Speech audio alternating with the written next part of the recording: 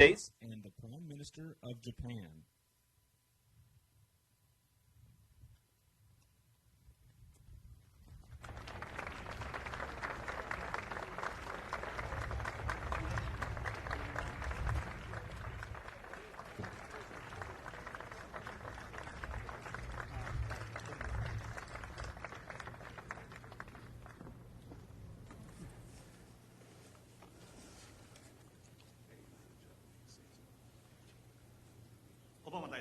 President Obama, Commander Harris, ladies and gentlemen, and all American citizens,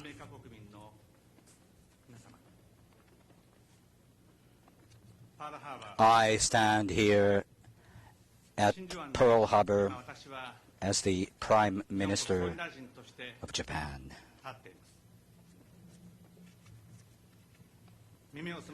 If we listen closely, we can make out the sound of restless waves breaking and then retreating again.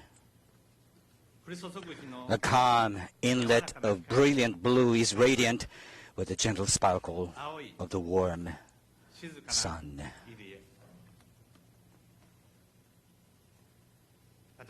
Behind me, a striking white form atop the azure is the USS Arizona Memorial. Together with President Obama, I paid a visit to that memorial, the resting place for many souls. It was a place which brought utter silence to me. Inscribed there are the names of the servicemen who lost their lives.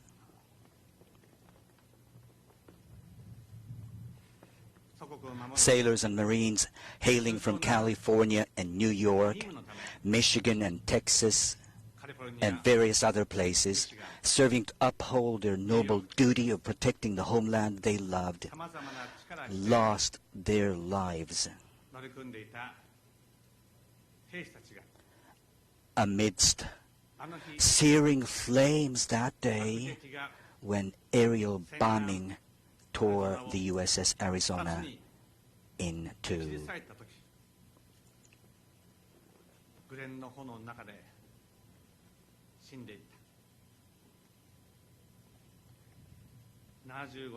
Even 75 years later, the USS Arizona, now at rest atop the seabed, is the final resting place for a tremendous number of sailors and Marines.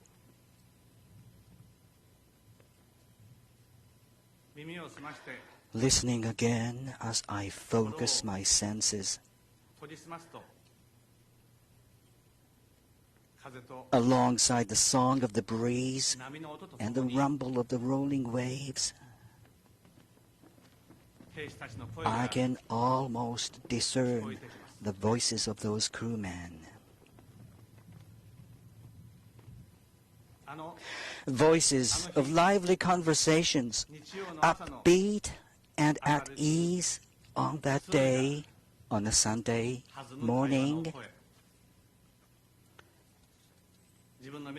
Voices of young servicemen talking to each other about their futures and dreams. Voices calling out the names of loved ones in their very final moments. Voices praying for the happiness of children still unborn. Each and every one of those servicemen had a mother and a father anxious about his safety.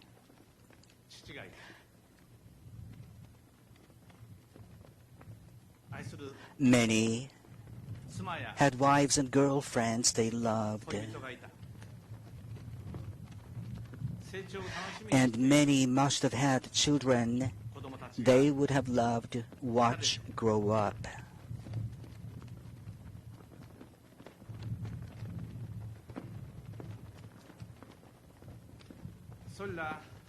all of that was brought to an end.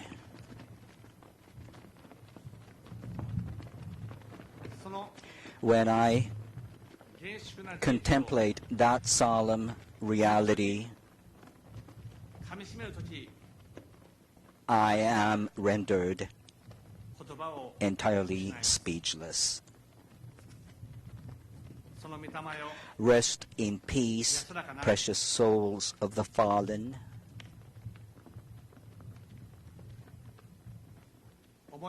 With that overwhelming sentiment, I cast flowers on behalf of Japanese people upon the waters where those sailors and Marines sleep. President Obama, the people of the United States of America, and the people around the world, as the Prime Minister of Japan,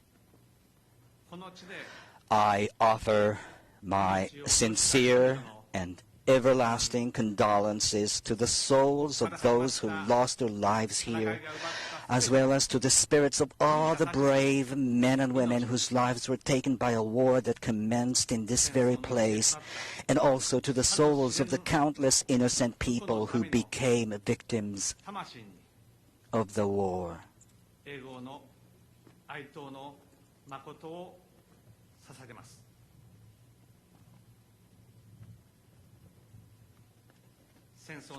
We must never repeat the horrors of war again. This is the solemn vow we, the people of Japan, have taken. And since the war, we have created a free and democratic country that values the rule of law and has resolutely upheld our vow never again to wage war. We, the people of Japan, will continue to uphold this unwavering principle while harboring quiet pride in the path we have walked as a peace-loving nation over these 70 years since the war ended. To the souls of the servicemen who lie in eternal rest aboard the USS Arizona, to the American people, and to all peoples around the world, I pledge that unwavering vow here as the Prime Minister of Japan. Yesterday, at the Marine Corps Base Hawaii in Kaneohe Bay, I visited the memorial marker for an Imperial Japanese Navy officer. He was a fighter pilot by the name of Commander Fusata Ida, who was hit during the attack on Pearl Harbor and gave up on returning to his aircraft carrier. He went back instead and died.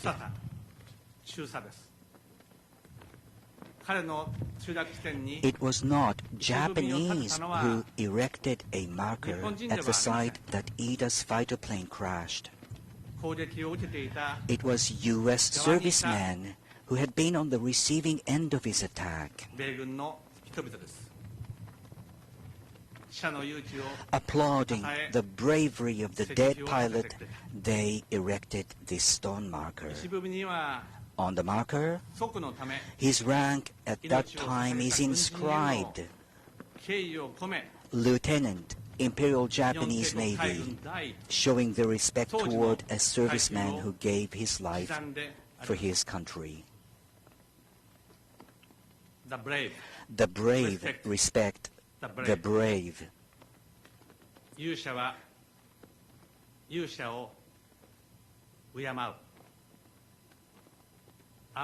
So wrote Ambrose Bierce in a famous poem. Showing respect even to an enemy they fought against, trying to understand even an enemy that they hated, Therein lies the spirit of tolerance embraced by the American people. When the war ended, and Japan was a nation in burnt-out ruins as far as the eye could see, suffering under abject poverty, it was the United States and its good people that unstintingly sent us food to eat and clothes to wear.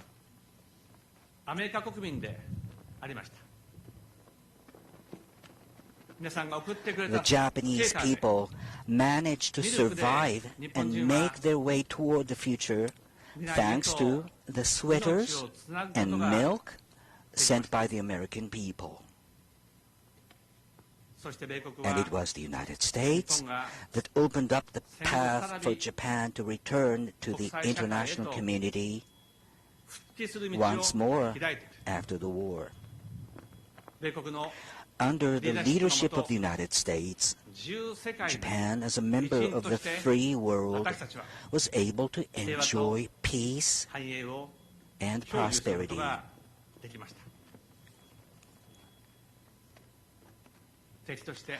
The goodwill and assistance you extended to us Japanese, the enemy you had fought so fiercely, together with a tremendous spirit of tolerance, were etched deeply into the hearts and minds of our grandfathers and mothers.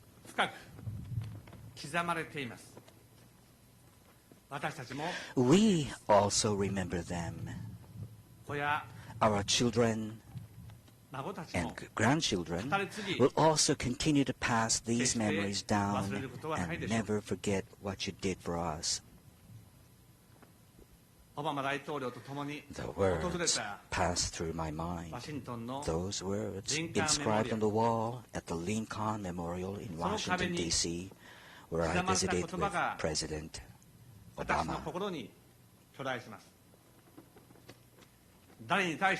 With malice toward none, with charity for all, let us strive on to do all which may achieve and cherish a lasting peace among ourselves and with all nations.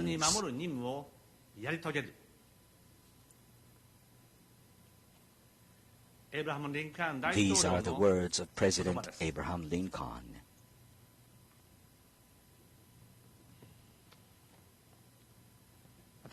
On behalf of the Japanese people, I hereby wish to express once again my heartfelt gratitude to the United States and to the world for the tolerance extended to Japan.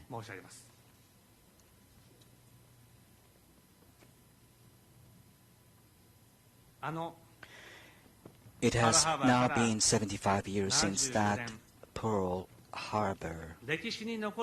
Japan and the United States, which fought a fierce war that will go down in the annals of human history, have become allies with deep and strong ties rarely found anywhere in history. We are allies that will tackle together to an even greater degree than ever before the many challenges covering the globe. Ours is an alliance of hope that will lead us to the future. What has bonded us together is the power of reconciliation made possible through the spirit of tolerance.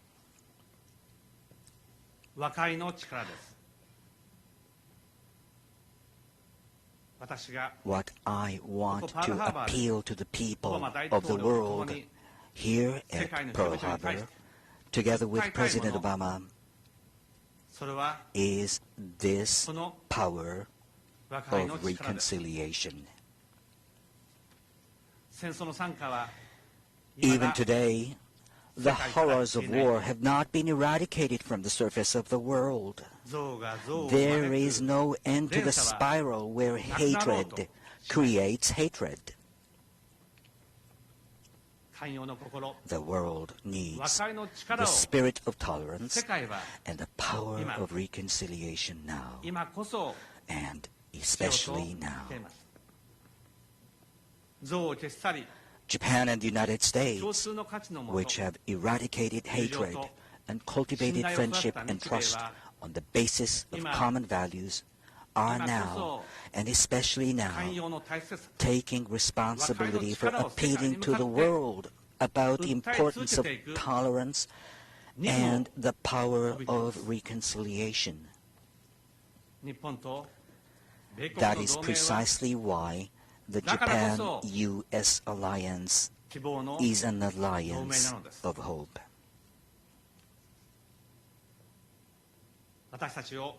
The inlet gazing at us is tranquil as far as the eye can see.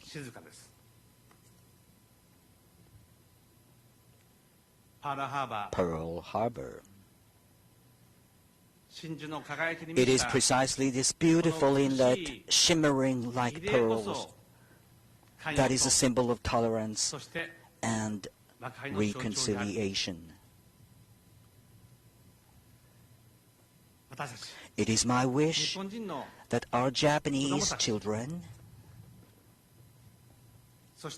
and President Obama, your American children, and indeed their children and grandchildren and people all around the world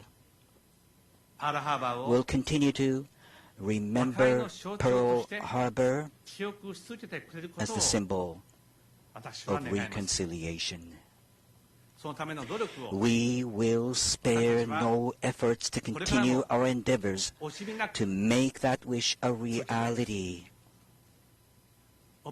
Together with President Obama, I hereby make my steadfast pledge. Thank you very much.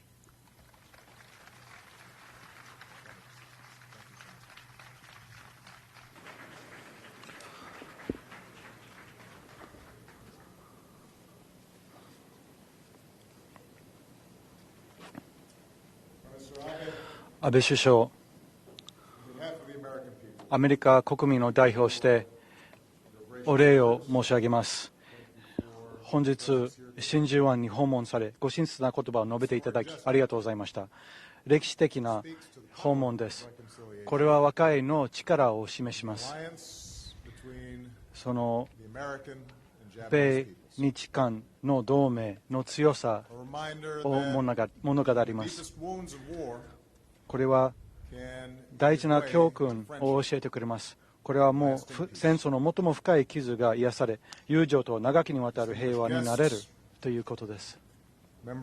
ご来席の皆さん、我が国の兵士の皆さん、そして特に真珠湾攻撃の生存者とご家族の皆さん、アロハ。アメリカ人にとって、特にハワイをふるさととする私たちにとって、真珠湾は尊い場所です。ここで献花を行い、または今でもその花を投じることもありますが、今でも涙を流しているアリゾナに花を捧げます。2400名以上の我が国を愛している。manning heaven's rails for all eternity. We salute the defenders of Oahu, who pulled themselves a little straighter every December 7th. And we reflect on the heroism that's shown here 75 years ago. As dawn broke that December day, paradise never seemed so sweet. The water was warm and impossibly blue. Sailors ate in the mess hall or readied themselves for church, dressed in crisp white shorts and t-shirts. In the harbor, ships at anchor floated in neat rows.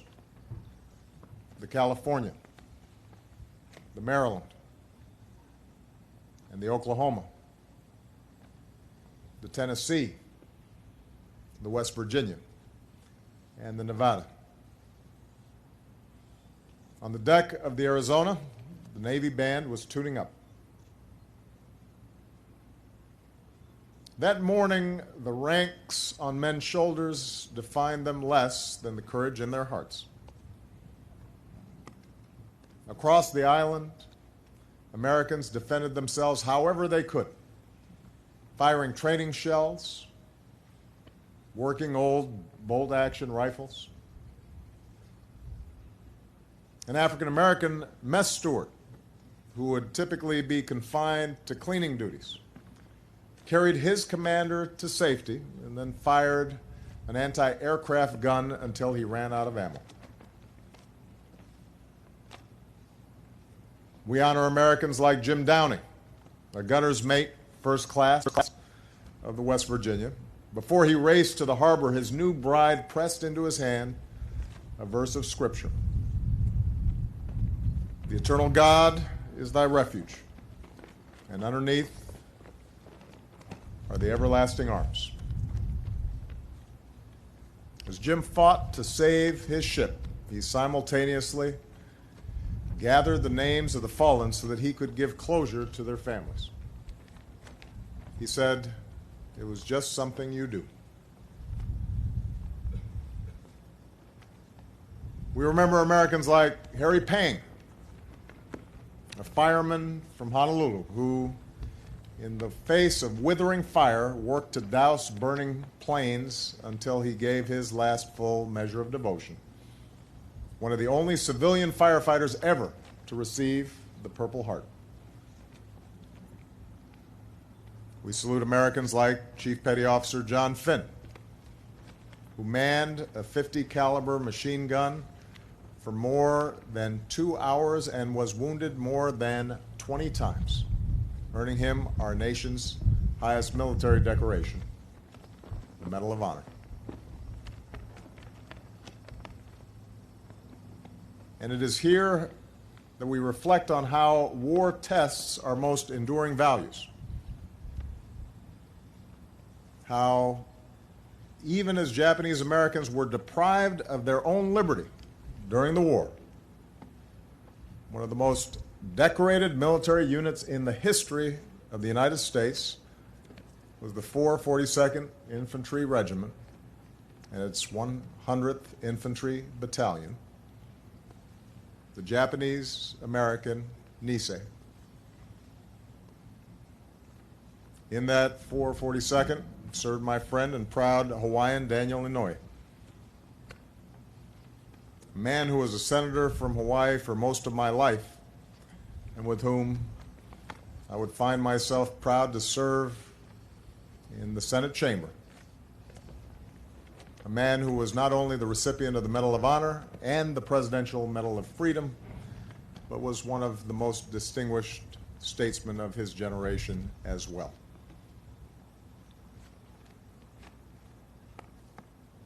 Here at Pearl Harbor, America's first battle of the Second World War roused the nation. Here, in so many ways, America came of age. A generation of Americans, including my grandparents, that greatest generation, they did not seek war, but they refused to shrink from it. And they all did their part on fronts and in factories.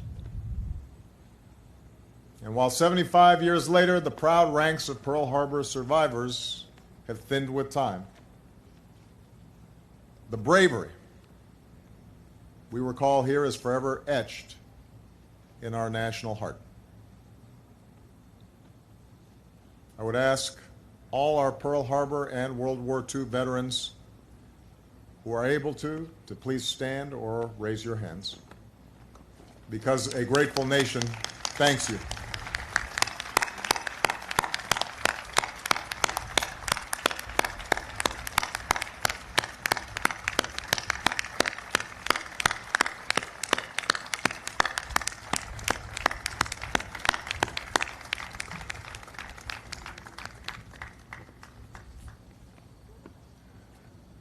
The character of nations is tested in war, but it is defined in peace. After one of the most horrific chapters in human history, one that took not tens of thousands, but tens of millions of lives, with ferocious fighting across this ocean, the United States and Japan chose friendship, and they chose peace. Over the decades, our alliance has made both of our nations more successful. It has helped underwrite an international order that has prevented another world war and that has lifted more than 1 billion people out of extreme poverty.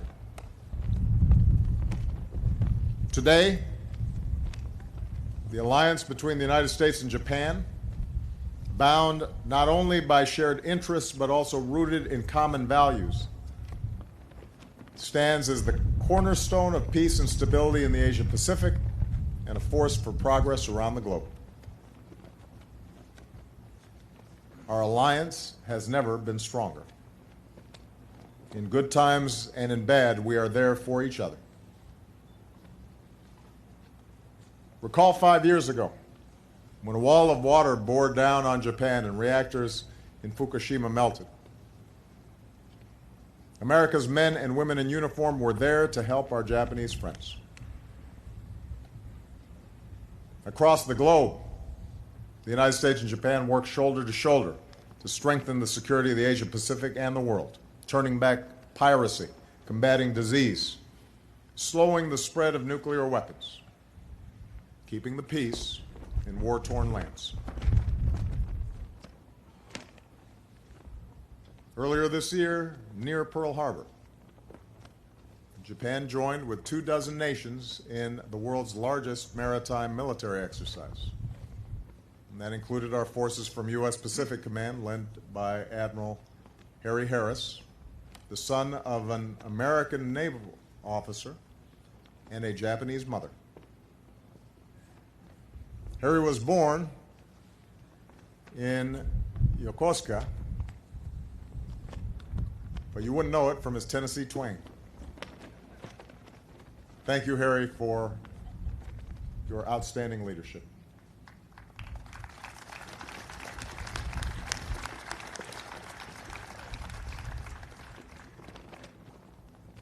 In this sense, our presence here today,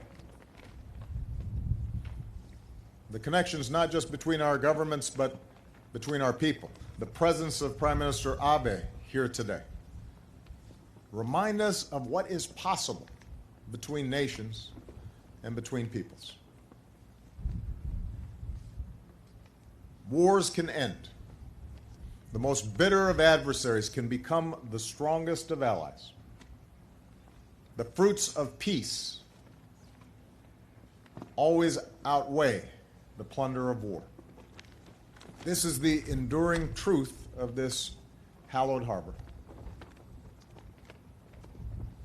It is here that we remember that even when hatred burns hottest, even when the tug of tribalism is at its most primal, we must resist the urge to turn inward. We must resist the urge to demonize those who are different. The sacrifice made here, the anguish of war, reminds us to seek that divine spark that is common to all humanity. It insists that we strive to be what our Japanese friends called otagai no tameni, with and for each other. That's the lesson of Captain William Callahan of the Missouri. Even after an attack on his ship, he ordered that the Japanese pilot be laid to rest with military honors, wrapped in a Japanese flag sewn by American sailors. It's the lesson in turn of the Japanese pilot who, years later, returned to this harbor, befriended an old Marine bugler, and asked him to play taps and lay 2 roses at this memorial every month, one for America's fallen and one for Japan's. It's a lesson our 2 peoples learn every day in the most ordinary of ways, whether it's Americans studying in Tokyo, young Japanese studying across America, scientists from our 2 nations together unraveling the mysteries of cancer or combating climate change, exploring the stars. It's a baseball player like Ichiro lighting up a stadium in Miami, buoyed by the shared pride of 2 peoples, both American and Japanese, united in peace and friendship. As nations and as people, we cannot choose the history that we inherit, but we can choose what lessons to draw from it and use those lessons to chart our own futures. Prime Minister Abe, I welcome you here in the spirit of friendship, as the people of Japan have always welcomed me. I hope that together we send a message to the world that there is more to be won in peace than in war, that reconciliation carries more rewards than retribution. Here in this quiet harbor, we honor those we lost, and we give thanks for all that our 2 nations have won together as friends. May God hold the fallen in his everlasting arms. May he watch over our veterans and all who stand guard on our behalf. May God bless us all. Thank you.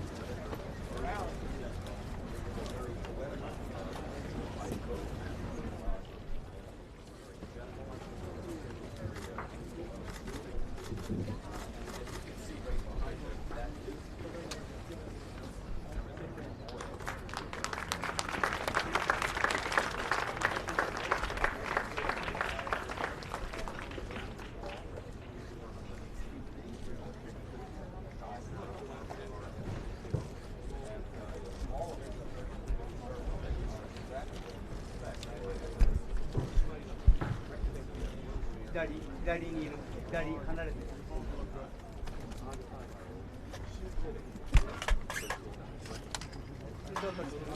Yeah, right.